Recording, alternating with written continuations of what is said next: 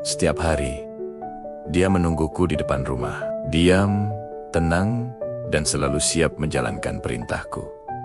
Tapi aku tak pernah tahu kapan sebenarnya aku mulai menunggu kehadirannya. Lebih dari sekedar sopir pribadi. Aku Rania, 32 tahun, sukses dalam karier, tapi sendirian di rumah besar peninggalan orang tua. Jadwalku yang padat memaksaku mencari sopir pribadi baru, namanya Bagas, 29 tahun. Penampilannya sederhana, tapi sorot matanya tegas, dan caranya berbicara sangat sopan. Hari pertama, dia datang 10 menit lebih awal. Mobilku sudah bersih mengilap. Siap berangkat. Selamat pagi, Bu Rania. Kita berangkat sekarang? Sapanya tenang. Aku hanya mengangguk singkat, masih menjaga jarak. Selama perjalanan, tak banyak yang kami bicarakan. Aku sibuk dengan laptop.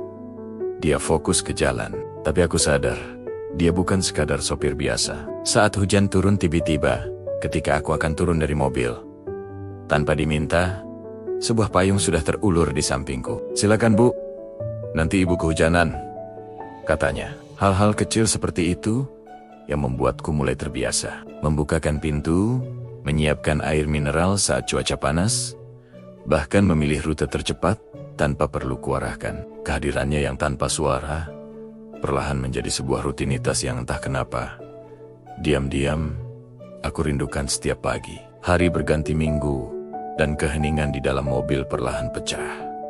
Entah siapa yang memulai, tapi kami mulai berbicara. Awalnya hanya soal pekerjaan, lalu merembet ke hal-hal pribadi. Aku, Rania, yang dikenal dingin dan profesional di kantor, tiba-tiba bisa tertawa lepas saat mendengar cerita lucu Bagas tentang kampung halamannya. Aku bahkan tanpa sadar menceritakan betapa sepinya hidup di rumah sebesar ini. Seorang diri, Bagas tidak banyak berkomentar. Ia hanya pendengar yang baik. Sesekali menatapku dari kaca spion dengan tatapan yang sulit kuartikan. Semua akan baik-baik saja pada waktunya, Bu. Hanya itu yang sering ia katakan. Tapi entah kenapa, kalimat sederhana itu terasa begitu menenangkan. Perasaan aneh ini mulai tumbuh tanpa bisa kucegah. Aku mencoba menyangkalnya, meyakinkan diri bahwa ini hanya rasa nyaman karena kebaikannya. Tapi hatiku berkata lain. Setiap kali tatapan kami bertemu di kaca spion, ada debaran yang tak seharusnya ada.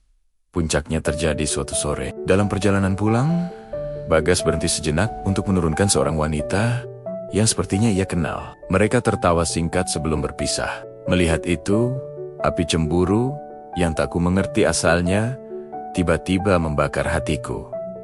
Kenapa berhenti? Saya buru-buru, kataku dengan nada ketus, membuat Bagas terkejut. Sepanjang sisa perjalanan, aku diam 1000 bahasa. Aku marah, bukan pada Bagas, tapi pada diriku sendiri. Kenapa aku harus merasakan ini? Dia hanya sopir pribadiku. Batas itu seharusnya tidak pernah kulintasi. Malam itu, takdir seolah ingin menguji kami. Mobilku mogok di tengah jalan tol saat hujan deras mengguyur Jakarta. Aku panik, mencoba menelepon bengkel langganan, tapi tak ada yang bisa datang secepatnya. Di tengah keputusasaan, sebuah mobil berhenti di belakangku. Lampunya menyorot tajam menembus hujan. Sosok yang ku kenal keluar dari mobil itu, berlari membawakan payung dan jaket. Itu Bagas. Ibu tidak apa-apa? Tanyanya dengan napas terengah-engah. Wajahnya basah oleh hujan dan keringat. Aku tidak tahu bagaimana dia bisa menemukanku di sini. Melihatnya berdiri di sana, basah kuyup, hanya untuk memastikan aku baik-baik saja. Pertahananku runtuh. Aku menangis, bukan karena mobil mogok atau takut sendirian, tapi karena terharu. Lelaki yang statusnya selalu kupandang sebelah mata, justru yang paling tulus menjagaku tanpa pernah kuminta. Malam itu, di dalam mobilnya, kami berbicara dari hati ke hati. Aku mengakui perasaanku, dan dia hanya diam menatap jalanan yang basah. Namun, kedekatan kami yang tak sengaja terekspos malam itu sampai ke telinga orang-orang di kantor. Gosip mulai beredar, menyudutkan reputasiku. Di tengah dilema antara menjaga nama baik dan mengikuti kata hati, Aku memilih diam. Dan kebisuan itu menjadi jawaban bagi Bagas. Keesokan harinya, dia tidak datang. Yang kutemukan di meja kerjaku hanyalah sebuah amplop putih berisi surat pengunduran dirinya dan kunci mobilku. Dunia seolah berhenti berputar.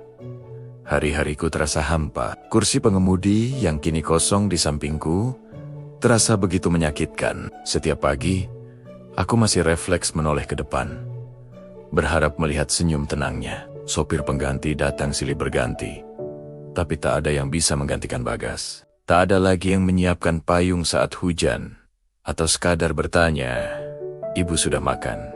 Dengan tulus, aku sadar, aku tidak hanya kehilangan seorang sopir. Aku kehilangan seseorang yang paling mengerti hatiku, seseorang yang kehadirannya membuatku merasa tidak lagi sendirian. Aku mencoba mencarinya, menelepon nomornya, tapi tak pernah aktif. Aku pergi ke alamat lamanya, tapi ia sudah pindah. Penyesalan merayapiku. Aku bahkan belum sempat mengucapkan terima kasih dengan benar. Hingga suatu sore yang cerah, sebulan setelah kepergiannya, sebuah mobil yang sangat kukenal berhenti di depan gerbang rumahku.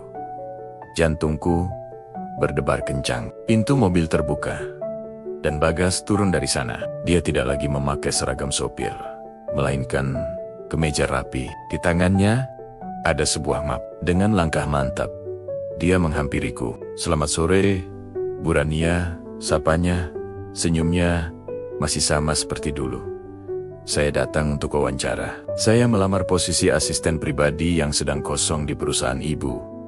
Aku terdiam, menatapnya, tak percaya. Ternyata, selama ini dia tidak menghilang. Dia mempersiapkan diri untuk kembali, bukan sebagai sopir, tapi sebagai seseorang yang lebih setara. Hari itu menjadi awal yang baru bagi kami. Bagas diterima bekerja, bukan karena rasa kasihan, tapi karena kemampuannya memang luar biasa. Hubungan kami dimulai dari nol, lebih dewasa dan penuh rasa hormat. Tak ada lagi batasan kaku antara atasan dan bawahan. Yang ada hanya dua manusia yang saling menghargai dan belajar memahami satu sama lain. Kini, terkadang dia masih menyetir untukku saat kami harus pergi ke pertemuan penting bersama. Aku duduk di kursi penumpang, sama seperti dulu. Tapi sekarang saat dia menoleh dan tersenyum padaku, aku tahu, senyum itu bukan lagi milik seorang sopir kepada majikannya. Itu adalah senyum dari seseorang yang telah menemukan tempatnya, tepat di sisiku, di dalam hatiku. Kadang, cinta datang dalam bentuk kesetiaan yang paling sederhana. Tidak selalu lewat kata-kata manis atau janji-janji besar, tapi lewat seseorang yang diam-diam menjagamu tanpa pernah diminta. Kesetiaan sejati tidak diukur dari status atau jabatan, tapi dari ketulusan yang tetap ada, bahkan ketika seluruh dunia tidak melihat. Terima kasih sudah menonton cerita ini. Jangan lupa untuk subscribe dan bagikan jika kamu suka. Sampai jumpa di video selanjutnya.